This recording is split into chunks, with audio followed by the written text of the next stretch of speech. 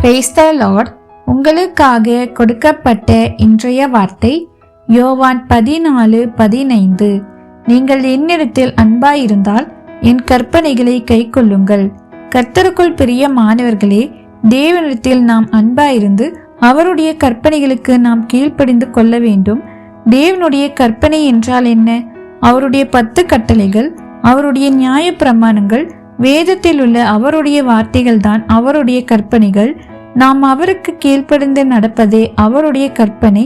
முதலாவது நாம் தேவனிடத்தில் அன்பு கூற வேண்டும். அப்போதுதான் நாம் நினைப்பதெல்லாம் நடக்கும். உலகத்தின் அன்பிற்காக நாம் ஒவ்வொரு நாட்களும் எதிர்பார்த்து காத்து கொண்டிருக்கிறோம். ஆனால் நாம் எதிர்பார்க்கும் நினைவுகள் எல்லாம் நடக்காமல் போய்விடும். இதை போன்றுதான் நம்முடைய தேவன் நம் அன்பிற்காக எதிர்பார்த்து கொண்டிருக்கிறார்.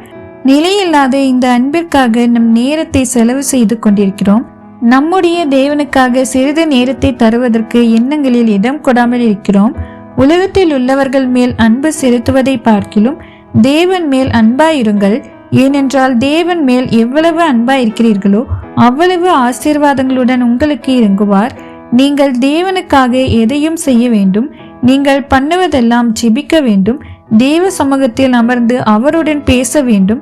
நீங்கள் தேவன் மேல் அன்பு கூர்ந்து அவருடைய கற்பனைகளை கைக்கொண்டு அதன்படி நடந்து அதற்காகவே உங்களுடைய நேரத்தை கொடுங்கள். தேவன் தாமே உங்களை ஆசீர்வதிப்பாராக. ஆமேன்.